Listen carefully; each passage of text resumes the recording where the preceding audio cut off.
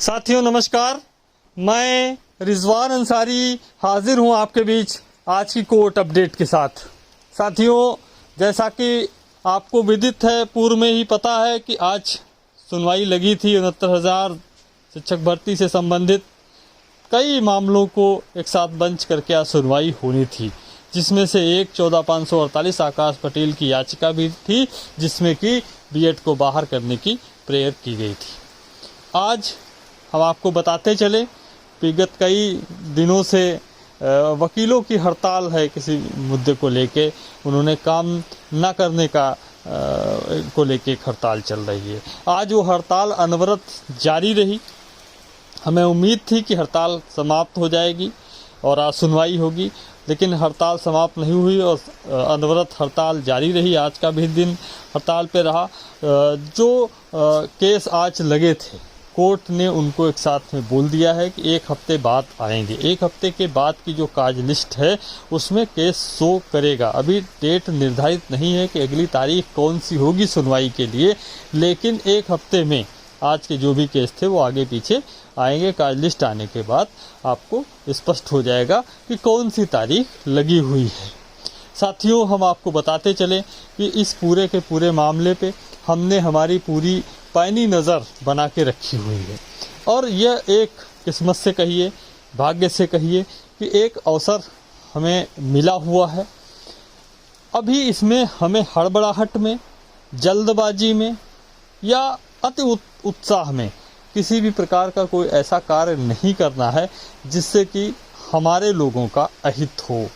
साथियों, हम बहुत ही सटीक तरीके से, बहुत ही एक सोची समझी रणनीति के तहत आगे बढ़ रहे हैं। अभी इस केस को वो लोग हाई कोर्ट में लड़ रहे हैं जो 69,000 शिक्षक भर्ती में 60 और 65 के पासिंग मार्क पे पास थे।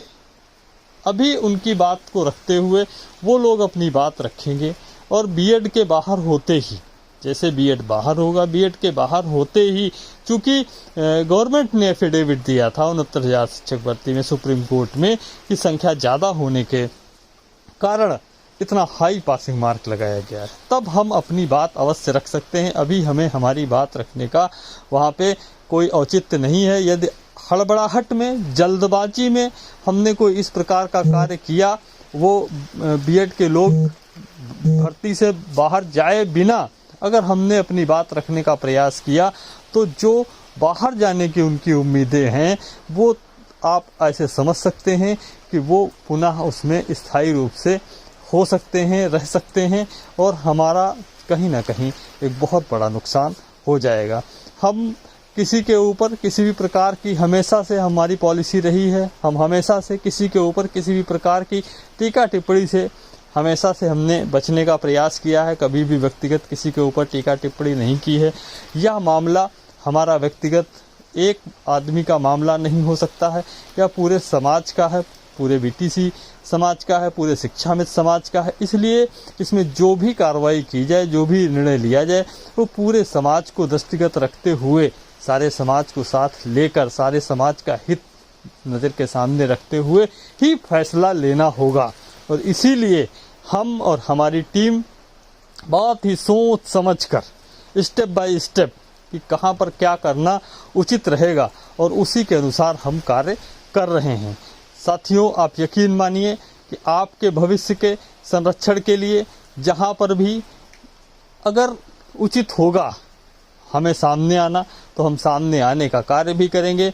लेकिन अभी का जो समय है, अभी के जो मौका है, वह केवल वेट एंड वॉच का है। अभी स्थिति ये है कि हम बाहर बैठ के जो लोग लड़ रहे हैं उन्हें लीगली सपोर्ट करें, उन्हें मॉरली सपोर्ट करें और सपोर्ट करने के बाद में जब कंडीशंस हमारे पक्ष में आएंगी, जब स्थितियां हमारे पक्ष में आएंगी, उस समय हम इसमें अपने लोगों का पक्ष मजबूती के साथ रख सकते हैं। इसलिए आप सभी को धैर्य बनाने की ज़रूरत है। इसलिए आप सभी को बहुत ही सूझबूझ के साथ में तमाम प्रकार के जो अनर्गल पोस्ट और एक युद्ध जैसी स्थिति बनी हुई है, उनसे बचने का भी प्रयास करना है। और मैं एक बात आपको स्पष्ट कर देना चाहता हूं, पूरी तरीके से मेरी, चूंकि लखनऊ से लेकर दिल्ली तक के जो टॉप मोस्ट वकील है उनसे चर्चा हुई है पूरे मामले पे, एक राउंड की नहीं कई बार की, और कई घंटों बैठ के हमने इस पे मंथन किया है। तो एक निष्कर्ष निकल के सामने आया है कि हमें जो भी मिलेगा वो मिलेगा तो माननीय सर्वोच्च न्यायालय से, लेकिन हम जाएंगे प्रॉपर चैनल से तभी मिलेगा। यदि हम डायरेक्ट पहुंच गए माननीय सर्वोच्च न्यायालय के सामने, तो माननीय सर्वोच्च न्यायालय के सामने जो आधी अधूरी चीज़ें होंगी तो उनके जो चीज़ वहाँ पे पहले से हो चुकी है उस पर एक ठप्पा लग जाएगा। और यही वजह है कि जो हमारे विरोधी हैं, जो बीएड के साथी हैं, वो उनका हर तरीके से प्रयास है कि इस मामले में वो सुप्रीम कोर्ट से ही कोई ना कोई निर्णय लेकर आए, जबकि हम ऐसा नहीं चाहते हैं। पेच तो बहुत सारे हैं, अभी बहुत सी नई चीज़ें भी निकल के आई हैं। उनको लगता होगा कि वो बच जाएंगे, तो वो हैं ही नहीं, तो बचेंगे कैसे।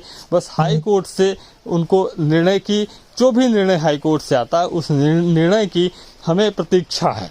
तमाम और चीज़ें हैं, अभी ब्रिज कोर्स नहीं हुआ है और ब्रिज कोर्स हो भी नहीं सकता है। क्यों नहीं हो सकता है, उसका बहुत बड़ा कारण निकल के ये सामने आया है कि उत्तर प्रदेश सरकार ने 69,000 शिक्षक भर्ती में जब बीएड को शामिल किया तो 28 जून के उस गजट के आधार पे शामिल किया, लेकिन अन्य की भर्तियों में चाहे आप 72,825 हो, चाहे 14,548 हो, चाहे और जो भी भर्तियां हुई हैं जिसमें बीएड को शामिल किया गया है विशिष्ट बीटीसी के तौर पे, तो उन्हें एक ब्रिज कोर्स कराया जाता था, 6 माह का ट्रेनिंग होती थी और उस दौरान उन्हें अनेरियम मिलता था, मतलब मानदेय मिलता था, वेतन नहीं मिलता था। 7-8 हज़ार रुपये का वो मानदेय हुआ करता था।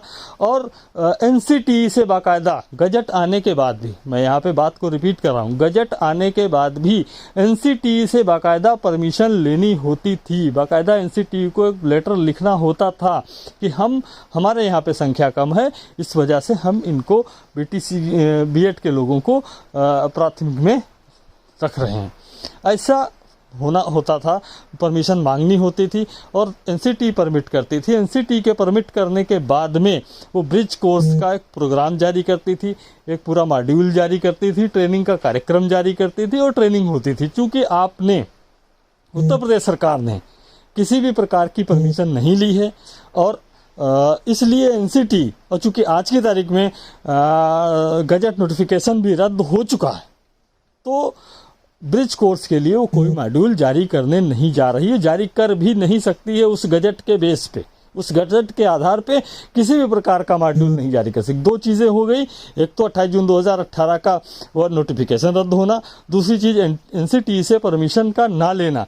अब तीसरी चीज़ ये होती है कि आपने इन्हें वेतन दे दिया। चूंकि इससे पहले की जितनी भी भर्तियां हुई हैं, मैं अगर गलत हूं तो आप सारे लोग मुझे करेक्ट कर सकते हैं, इससे पहले की जो भी भर्तियां हुई हैं ब्रिज कोर्स कंप्लीट ना होने तक की कंडीशन तक, उन तमाम भर्तियों में जो विशिष्ट बीटीसी के लोग होते थे, मतलब बीएड के लोग होते थे जो शामिल किए जाते थे, उनको मानदेय मिलता था, यहाँ पे वेतन मिल रहा है। तो ये भी इलीगल है और इसकी रिकवरी होनी चाहिए मेरे हिसाब से, हमारे वकीलों के हिसाब से। बाकी समय आने पे जो चीज़ें होंगी उनको हम आपके समक्ष रखने का प्रयत्न करेंगे, लेकिन अभी आपको हड़बड़ाहट में, अभी आपको जल्दबाजी में किसी भी प्रकार का कोई निर्णय नहीं लेना है। हाई कोर्ट से जब तक मामला डिसाइडेड नहीं हो जाता है तब तक किसी भी प्रकार का कोई भी अगला कदम उठाना हमारे लिए, हमारे लोगों के लिए, हमारे पूरे समाज के लिए आत्मघाती कदम होगा, ऐसा हमारे वकीलों के द्वारा हमें बताया गया है। इसीलिए चूंकि हम भी ऐसी सोच रखते थे कि सुप्रीम कोर्ट जाएं, सुप्रीम कोर्ट से कुछ लेके आएं, लेकिन चूंकि हमारे सुप्रीम कोर्ट के ही लॉयर्स ने हमें बता दिया कि किसी भी प्रकार का आपका ऐसा कदम आपके लिए आत्मघाती हो सकता है, आपके लोगों के लिए हानिकारक हो सकता है।